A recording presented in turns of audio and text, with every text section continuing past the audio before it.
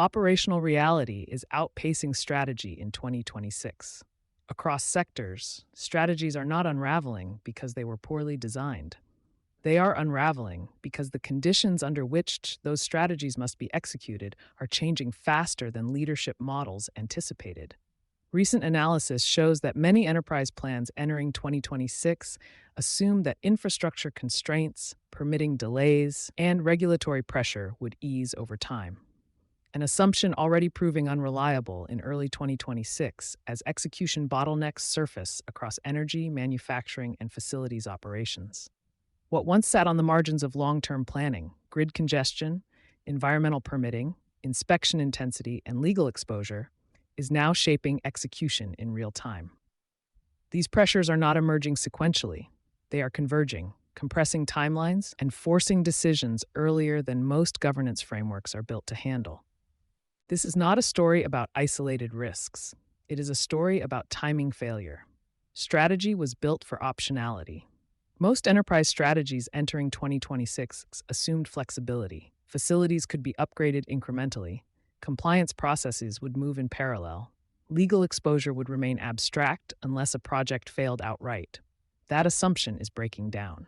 Research from Harvard's Institute for Business in Global Society warns that rapidly rising electricity demand, driven by AI workloads, data centers, electrification, and industrial growth, is colliding with a fragmented and slow permitting system that threatens infrastructure delivery timelines and economic competitiveness.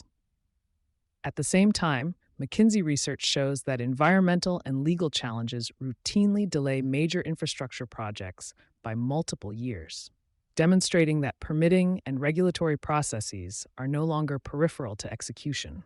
They are often determinative. The result is a shrinking window between strategic approval and operational consequence. Execution is closing doors earlier than expected. What distinguishes the current moment is not the severity of individual constraints, but how quickly they remove options.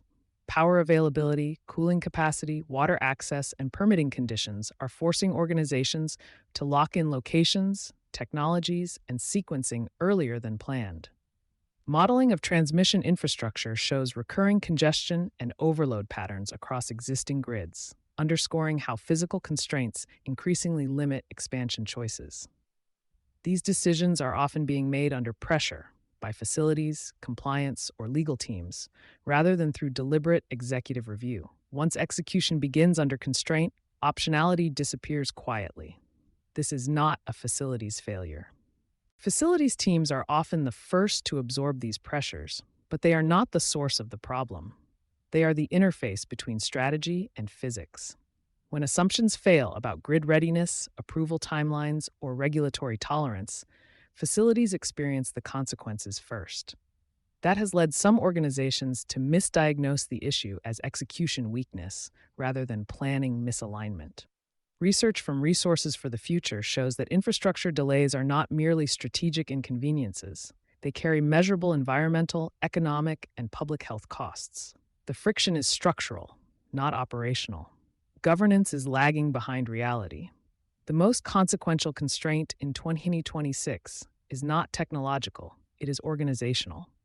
Environmental risk, infrastructure readiness, legal exposure, and capital planning are still reviewed through separate governance channels, often on different timelines. Operational reality does not respect those boundaries. Constraints surface at their intersection. Industry leaders in the power sector have publicly acknowledged that unprecedented demand growth, reliability pressures, and regulatory uncertainty are converging faster than existing planning models were designed to absorb. Organizations under strain are not facing unusual challenges. They are operating with governance systems that are too slow and too siloed for current conditions. Planning for constraint is becoming a strategic advantage.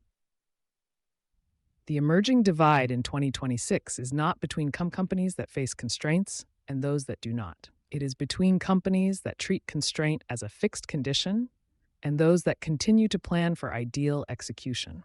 Early evidence suggests that organizations embedding infrastructure limits, regulatory exposure, and environmental readiness into upfront planning are better positioned to preserve flexibility, even as conditions tighten.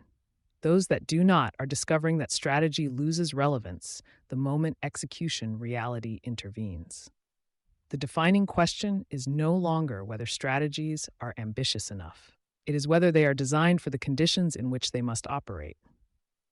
Operational reality is not waiting for the next planning cycle. Strategy will either adapt to that pace or continue to fall behind it. You've been listening to Sustainability Soundbites by Environment and Energy Leader. For partnership opportunities, please reach out to our team.